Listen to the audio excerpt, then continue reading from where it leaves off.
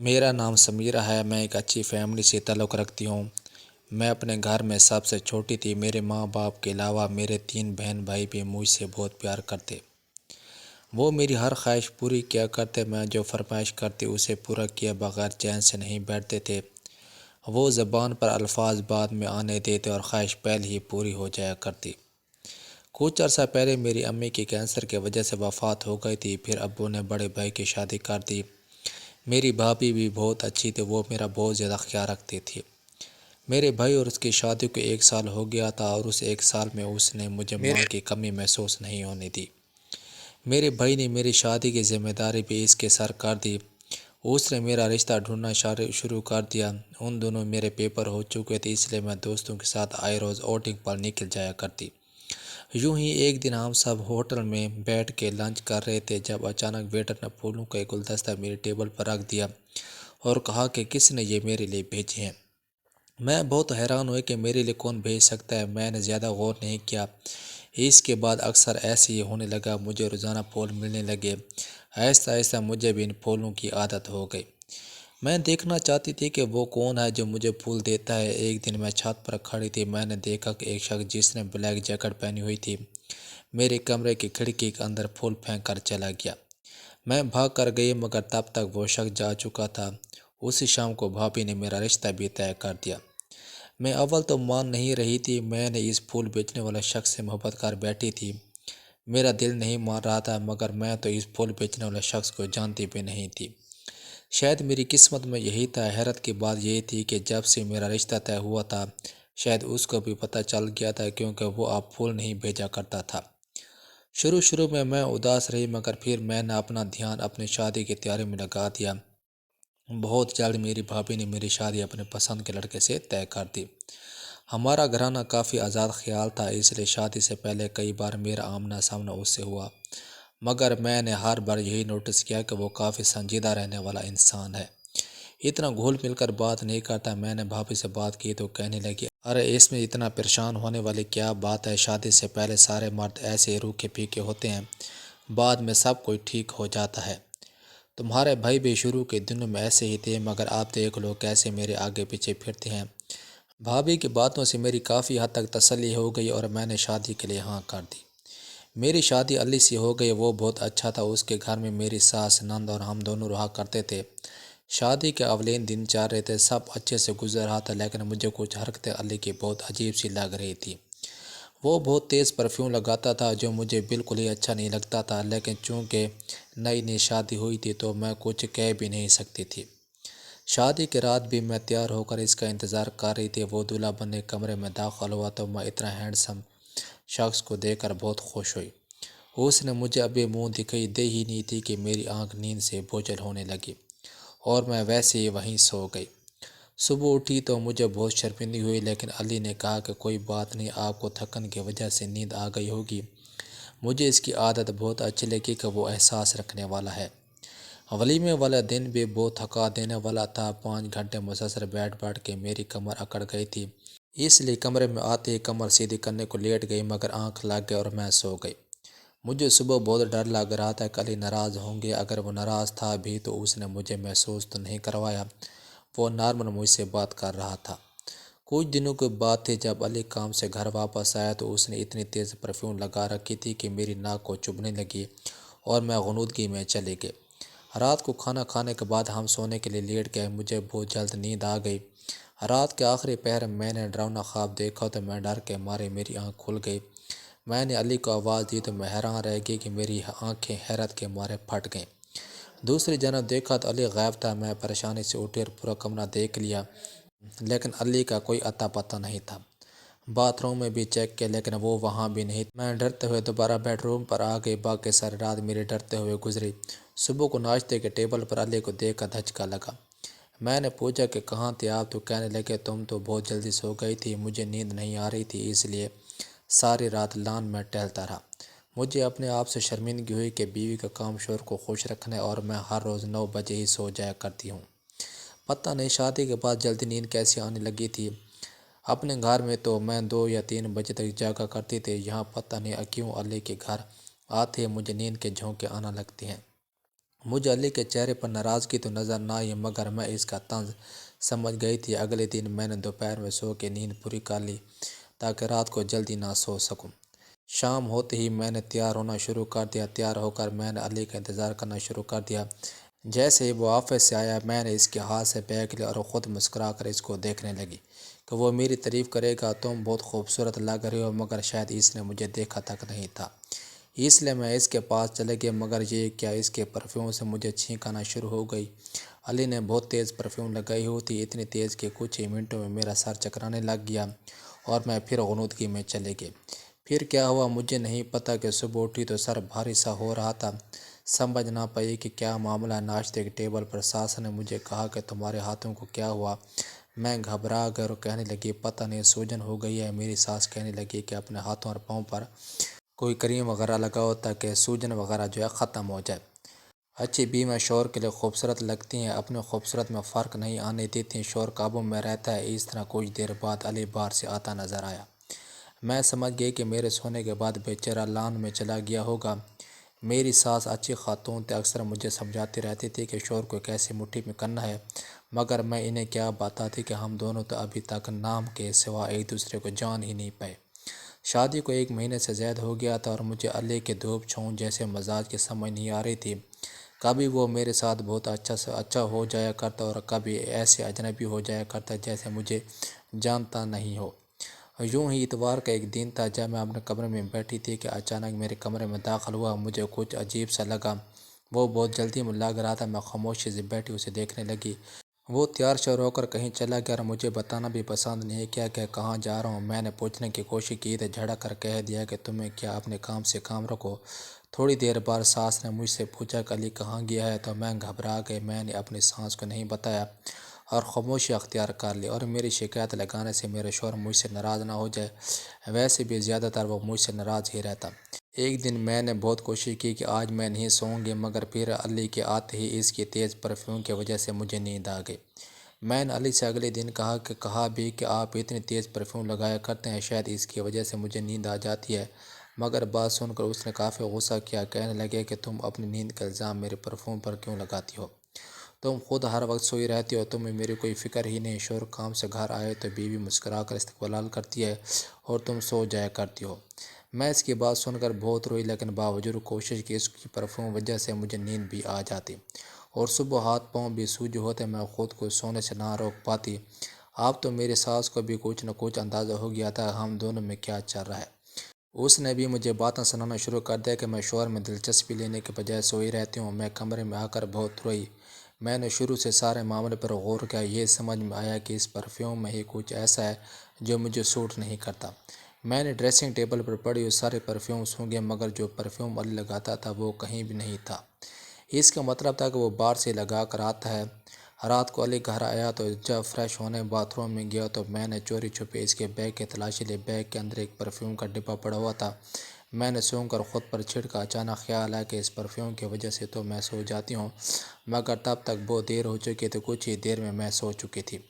میرا شوہر مجھے بہت باتیں سناتا تھا کہ میں عام بیویوں کی طرح اس کا انتظار نہیں کرتی، بلکہ اس کے آتے ہی سو جایا کرتی ہوں، مگر جب بھی میں پرفیوم کا ذکر کرتے وہ غصہ ہو جایا کرتے اور کہتے میں نے بھی تو پرفیوم لگایا ہے، مجھے بھی نیند کیوں نہیں آتی؟ اس کے خیال میں بناتی ہوں تاکہ اس سے دور ہوں، مگر میں کیسے سمجھاتی؟ مجھے تو خود بھی سارے چکر کی سمجھ نہیں آ رہی تھی کہ پرفیوم سے مجھے غنودگی کیوں آ جاتی ہے۔ روز روز اس طرح کے ڈراموں سے میں تنگ آ گئی تھی، اس لیے بس ایک دفعہ فیصلہ کر لیا کہ اس پرفیوم والے راز تک پہنچ سکوں۔ میں نے علی کے آنے سے پہلے ڈھیر ساری روئی ناک میں ڈالی۔ علی آئے تو اس کے سامنے میں نے نیند کا بہانہ کیا اور بیڈ روم پر جا کر لیٹ گئی۔ میں نے تھوڑی سی آنکھیں کھول کر دیکھا، علی نے اپنے بیگ سے وہی پرفیوم نکالے اور مجھ پر دوبارہ چھڑک دیے۔ میں حیران رہ گئی، یعنی وہ خود چاہتا تھا کہ میں سو جاؤں اور الزام مجھے دیتا رہا کہ میں جان بوجھ کر سو جاتی ہوں۔ وہ تو شکر تھا کہ میں نے ناک میں روئی ڈال رکھی تھی اور سانس بند کر لیا تھا تاکہ اس پرفیوم کا ذکر مجھ پر نہ ہو۔ مجھ پر پرفیوم چھڑکنے کے بعد وہ خود نہانے چلا گیا۔ نہا کر وہ کمرے سے باہر چلا گیا۔ اس کے جانے کے بعد میں نے حیرت سے اٹھ کھڑی ہوئی کہ دیکھوں تو صحیح وہ کہاں جاتا ہے۔ علی ساری رات لان میں کسی سے فون پر بات کرتا رہا۔ میں الجھن کا شکار ہو گئی تھی۔ یہ کیا ماجرا ہے؟ وہ مجھے خود کیوں دور کر رہا تھا؟ آخر یہ کیا ماجرا ہے؟ وہ مجھے خود سے کیوں دور کر رہا تھا اور الزام بھی مجھ پر لگاتا تھا؟ آخر وہ ایسا کیوں کر رہا تھا؟ شاید وہ مجھے پسند نہیں کرتا، میں اس کے دل میں جگہ بنانا چاہتی تھی۔ اس لیے اگلے دن میں نے بازار جانے کا فیصلہ کیا تھا کہ اپنے شوہر کے لیے کچھ گفٹ لے سکوں۔ اس کی سالگرہ نزدیک تھی اور میں اسے بہت خوبصورت تحفہ دینا چاہتی تھی۔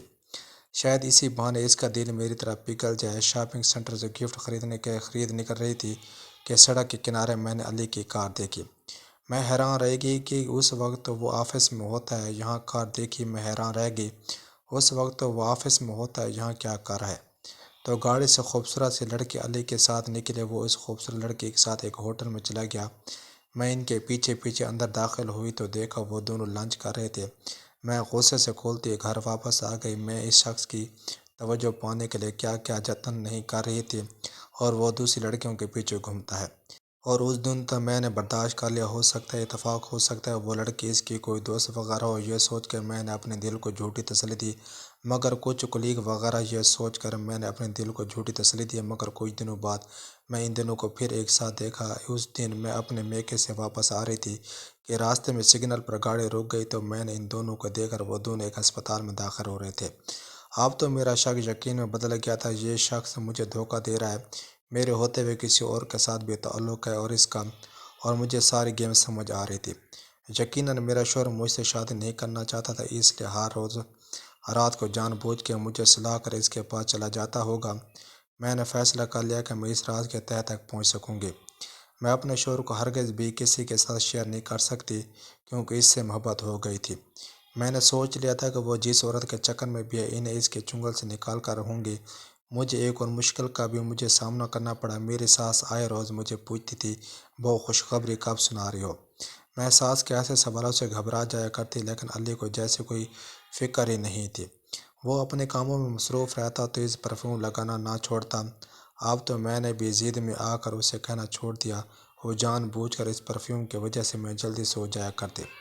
سارا دن بھی میرا الجھن میں گزرتا۔ ایک دن میرا انہی سوچوں میں بی پی بہت شوٹ ہو گیا اور میں بے ہوش ہو گئی۔ میری آنکھ کھلی تو میں ہسپتال میں تھی۔ مجھے ڈاکٹر نے بتایا کہ تمہارے شوہر نے تمہارا بہت خیال رکھا تھا، پچھلے 2 دن سے یہی تھا۔ مجھے سن کر خوشگوار حیرت ہوئی، لیکن نظر جو ہی اس ڈاکٹر پر پڑی میری جان نکل گئی۔ یہ تو وہی ڈاکٹر تھے جس کو 2 بار میں اپنے شوہر کے ساتھ دے چکی تھی۔ وہ ڈاکٹر مسکراتے ہوئے چلے گئے۔ مجھے جو تھوڑی دیر پہلے اپنے شوہر کا سن کر حیرت ہوئی تھی، اب سمجھ میں آ گیا کہ کیوں وہ 2 دن یہاں رہا تھا۔ یقیناً وہ تھی ہی اتنی خوبصورت کہ کسی کا بھی دل اس پر آ سکتا تھا، اور یہ بات میرے دل کو چبھ رہی تھی۔ میری طبیعت ٹھیک ہوئی تو بھابھی اور بھائی مجھے لینے آ گئے۔ کچھ دن اب ہمارے ساتھ رہو۔ میں ان کے ساتھ اپنے گھر میں چلے گئی۔ اپنے کمرے میں آ کر جب میں نے الماری سے کپڑے نکالے تو بہت سے سوکھے ہوئے پھول ملے۔ ان پھولوں کو دیکھ کر مجھے سب یاد آ گیا۔ کوئی مجھے چاہتا تھا اور دیوانہ وار پھول بھیجا کرتا، اور میں آج جس کو چاہتی ہوں اس کو کوئی قدر ہی نہیں تھی میری۔ اگلے دن بھائی مجھے دوبارہ اسپتال لے گیا۔ ڈاکٹر نے کہا تھا کہ تمہارا چیک اپ ایک بار پھر کروانا ہے۔ میں بھائی کے ساتھ ابھی کوریڈور میں تھی جب میں نے علی کو اس ڈاکٹر لڑکی کے ساتھ اس کے کمرے میں جاتے دیکھا۔ اس لڑکی نے گود میں بچہ بھی اٹھایا ہوا تھا۔ یہ دیکھ کر میرا دل دکھ سے بھر گیا۔ میں بیمار تھی اور میرا شوہر اپنے کام میں لگا تھا۔ میں بھاگ کر گاڑی میں بیٹھ گئی۔ بھائی بیچارہ پریشان چکروں میں تھا۔ میں بھاگ کر گاڑی میں بیٹھ گئی۔ بھائی بیچارہ پریشان ہوا کہ کیا ہو گیا، چیک اپ نہیں کروانا؟ میں نے کہا نہیں، پھر کبھی، ابھی ہاسپٹل سے وحشت ہو رہی ہے۔ خیر ہم گھر آ گئے۔ گھر آ کر ساری رات میں غصے سے جلتی رہی۔ میرے بس میں نہیں چل رہا تھا کہ اس لڑکی کو کہیں غائب کر دوں تاکہ میرا شوہر اس سے پیچھا چھوڑ کر میرا ہو کر رہ جائے۔ اگلے دن میں بھابھی کو بتا کر اسپتال چلے گئی۔ میرا ارادہ تھا کہ اس ڈاکٹر کو آج اچھے سے بھی عزت کروں گی۔ ریسیپشنسٹ سے پتہ معلوم ہوا کہ وہ کیفے میں ہے۔ میں وہاں پہنچی تو جھٹکا لگا۔ میں اس کے پاس گئی تو وہ مسکرا کر کھڑی ہو گئی اور میرا حال پوچھنے لگی۔ ساتھ کھڑے آدمی کی طرف اشارہ کر کے بولی کہ یہ میرے ہسبینڈ ہیں اور یہ میرے کیوٹ سا بیٹا ہے۔ اس نے کرسی پر بیٹھے ہوئے 2 سال کے بچے کو اٹھاتے ہوئے کہا جو میں نے کل اس کی گود میں دیکھا تھا۔ میں حیران دیکھ کر ہنس پڑی اور کہنے لگی کہ ہم دونوں کی پسند کی شادی ہے، کسی کو لگتا ہی نہیں کہ میں ایک بچے کی ماں بھی ہوں۔ میں یہ سب توقع نہیں کر رہی تھی۔ میں تو سمجھ رہی تھی کہ وہ میرے شوہر پر ڈورے ڈال رہی ہے، مگر وہ تو خود شادی شدہ اور ایک بچے کی ماں ہے اور اپنی زندگی میں بہت خوش لگ رہی تھی۔ میں علی کے ساتھ اس کا کیا تعلق ہے؟ وہ کہنے لگی کہ علی ہر وقت تمہاری باتیں کرتا رہتا ہے، تم بیمار تھی تو اس بیچارے نے تمہارا بہت خیال رکھا، تم بہت لکی ہو کہ تمہیں علی جیسا شوہر ملا۔ اس ڈاکٹر کی باتیں سن کر میرا دماغ گھوم گیا کیونکہ وہ جھوٹ بول رہی تھی۔ علی تو میرے طرف دیکھنا بھی پسند بھی نہیں کرتا تھا۔ یہ بات اس نے بڑے یقین سے میری طرف دیکھ کر بولی، تمہیں حقیقت کا علم نہیں، جاؤ جا کر سچ معلوم کرو۔ اس کی یہ بات سن کر مجھے احساس ہوا واقعی مجھے خود سمجھ معلوم کرنا چاہیے، اور یہ تب ہی ہو سکتا ہے جب میں واپس چلی جاؤں۔ میں ہسپتال سے گھر واپس چلی گئی۔ میری ساس اور ناند مجھے دیکھ کر بہت خوش ہوئے۔ میں انہیں منع کر دیا، علی کو مت بتائیے گا کہ میں واپس آ گئی ہوں۔ علی کو معلوم نہیں تھا کہ میں گھر واپس آ گئی ہوں، اس لیے آج جب وہ کمرے میں آیا تو اس نے پرفیوم نہیں لگائی۔ میں دیکھنا چاہ رہی تھی کہ آج وہ مجھے سلانے کے لیے کیا ترکیب لگاتا ہے۔ مجھے کمرے میں دیکھ کر گھبرا کر کہنے لگا کہ تم کب؟ میں نے کہا آپ خود ہی تو کہتے ہیں کہ میں آپ کے آتے ہی سو جاتی ہوں، اس لیے آپ کا شکوہ ختم کرنے کا سوچا۔ علی کی رنگت اڑ گئی، کہنے لگا کہ نہیں تم سو جاؤ، تمہاری طبیعت خراب ہے، میں اسٹڈی روم میں جا رہا ہوں، مجھے کچھ کام ہے۔ وہ اٹھ کر کمرے سے باہر چلا گیا۔ مجھے بہت غصہ آیا، میں نے غصے سے کمرے میں موجود چیزیں پھینکنا شروع کر دیں۔ میں نے الماری سے کپڑے نکال کر بیڈ پر پھینکنا شروع کر دیے۔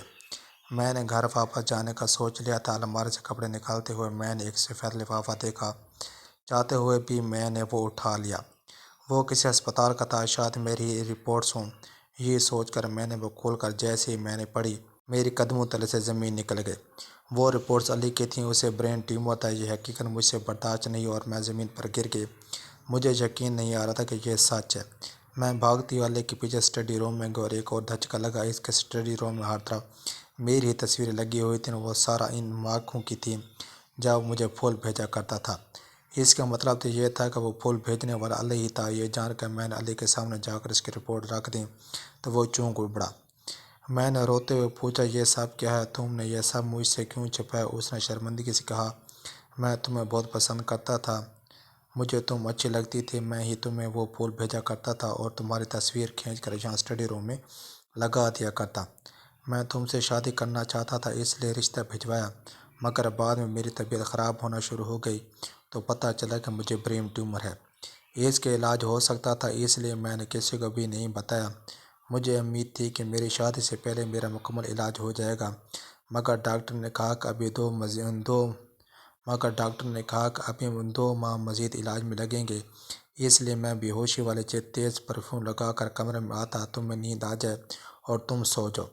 خود میں اسی وقت نہا لیتا، اثر ختم ہو جائے۔ میں چاہتا تھا کہ مکمل صحت یاب ہو جاؤں، پھر ہی تمہیں یہ سب بتاؤں۔ میں نے سوچ رکھا تھا کہ میں اگر صحت یاب نہ ہوا تو تمہیں آزاد کر دوں گا تاکہ تمہارے ساتھ ناانصافی نہ ہو۔